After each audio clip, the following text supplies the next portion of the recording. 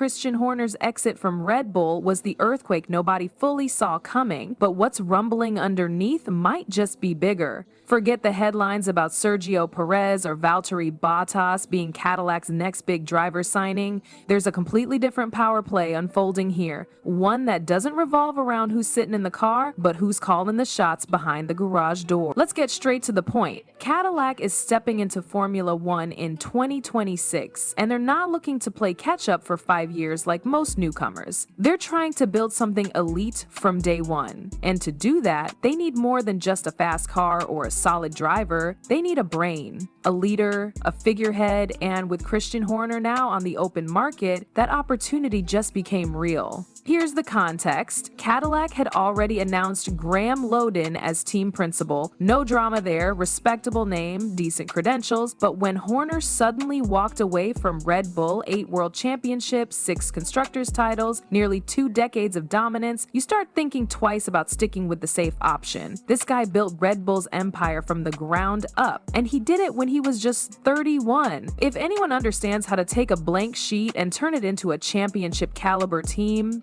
it's him. Now, look at what Cadillac's trying to pull off. They're entering F1 as an American team under the Andretti umbrella. That alone brings politics, pressure, and eyes from every corner of the sport. And while most teams ease into the game with rookie lineups and long-term development plans, Cadillac seems to be sprinting from day one. Hiring Horner wouldn't just be a competitive move. It would be a statement, one that says, we're not here to finish 15th. We're here to fight. And the timing absolutely perfect. Horner, despite all his achievements, isn't looking to ride off into the sunset. That's not his style. The man is a builder, a competitor. And what better redemption arc than leading a brand new team to success after walking away from the empire he created? It's like starting Red Bull all over again, but this time with experience, connections, and a reputation that does half the convincing for you. Financially, it also makes more sense. Horner was reportedly considering a $300 million 0-cents buy-in for a stake in Alpine. That would have given him influence, sure, but not control. At Cadillac, he could get the keys to the kingdom without coughing up a cent.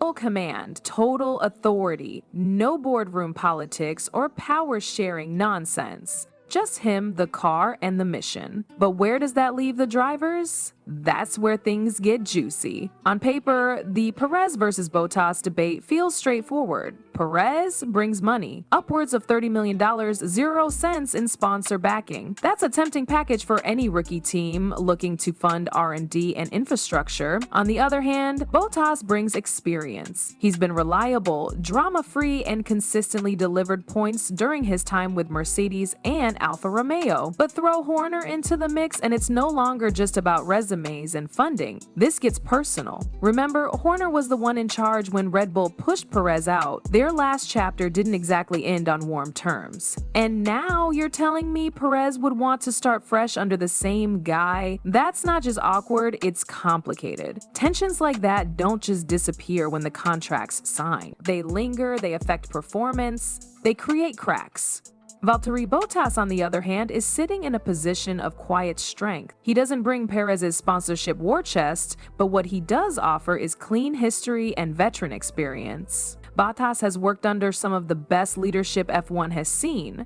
First under Toto Wolff at Mercedes, where the structure was strict but supportive, and now in a more relaxed role with Alfa Romeo, helping guide their transition. He knows what it takes to adapt to new environments, and more importantly, he knows how to keep his head down and deliver. For a team looking to build a calm, focused atmosphere around a brand new operation, that's priceless. If Horner ends up running the show, Bottas may become the safer bet, not just on performance, but on chemistry. There's no baggage, no bruised egos, just a seasoned driver ready for one more competitive chapter. And if the rumors are true that Horner values driver harmony as much as outright pace, then Bottas might have a serious edge. But the wild card in all of this? Yuki Tsunoda. People have been sleeping on him, but behind the scenes, there's a growing feeling that he's nearing the end of his patience with Red Bull. The RB21 has been a nightmare for driver adaptability, and Yuki's frustrations have been quietly mounting.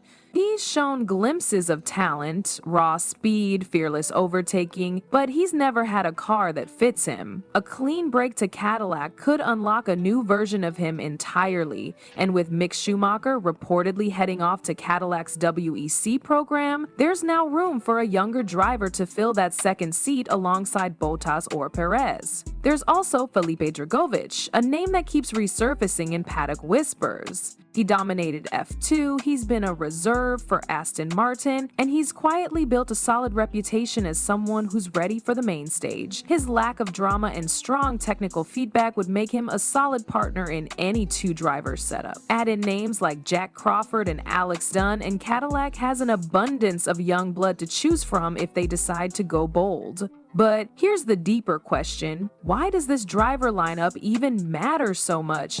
Because Cadillac isn't just launching a team, they're trying to crash the elite party. And in a sport where perception often shapes reality, the team's first moves will set the tone for how seriously the paddock takes them. Bringing in Horner sends a message. Pairing him with a strong strategic driver duo shows they're not just buying their way into the sport, they're building to win. Behind all this chessboard maneuvering is Mario Andretti, whose legacy carries massive weight in American motorsport. He knows that getting this right isn't just about pride, it's about proving that an American team can succeed in a sport that's often been European at its core. Horner leading the charge makes that vision exponentially more powerful. He brings instant credibility, media attention, and perhaps most importantly, technical partnerships. The kind of relationships that accelerate progress. When you're starting from scratch, the next move may not be a flashy driver announcement. It could be a quiet press release about Cadillac's leadership structure. That would be the first real clue. And if Horner's name is on it, everything shifts. From the way sponsors invest to how other teams treat them to the talent they can attract, it all changes.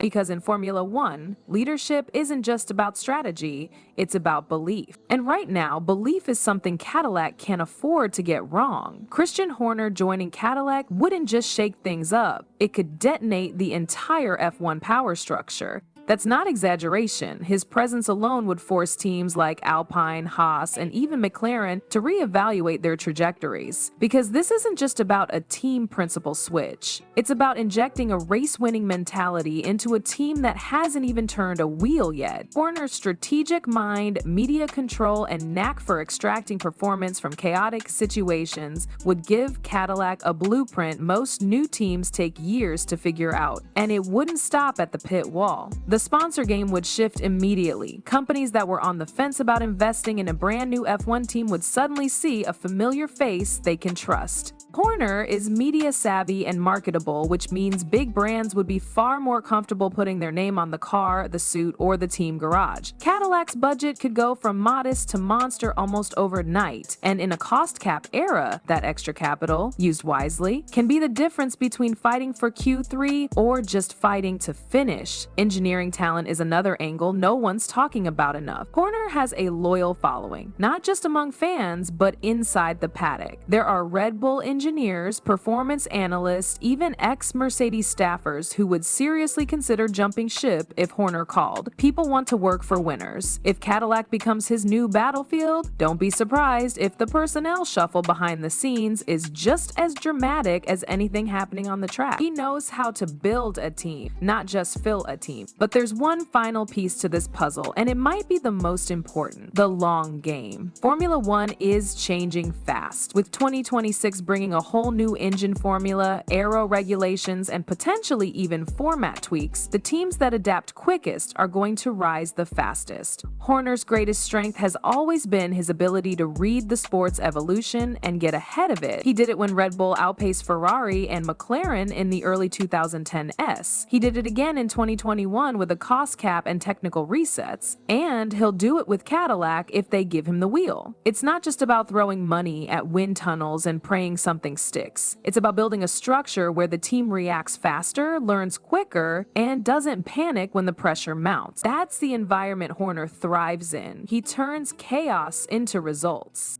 He doesn't just adapt, he leads the adaptation. And in a sport that punishes hesitation, that's invaluable. So where does that leave everyone else? For one, Red Bull might not care publicly, but privately, they'd feel the heat. Imagine their former boss turning a fresh team into a genuine threat within 3 seasons. Mercedes and Ferrari might scoff at the idea now, but they've seen how quickly things can flip. Aston Martin is the perfect example. No one took them seriously until they suddenly did. Cadillac, with the right leadership, could be this decade's disruptor. A team that skips the embarrassing learning curve and gets right to the good stuff. Podium finishes, strategic gambles, driver development pipelines, media moments, and if Horner's at the heart of it, that storyline becomes must-watch TV. This isn't just a career move for Horner. It's legacy work. The kind of project that, if successful, cements him not just as Red Bull's architect, but as one of the most dominant figures in modern F1 history. And for Cadillac, it's a shortcut to relevance, a fast pass to the front of the grid. The clock is ticking, eyes are watching, and if the stars align, Formula One might be on the verge of witnessing the birth of a brand new powerhouse.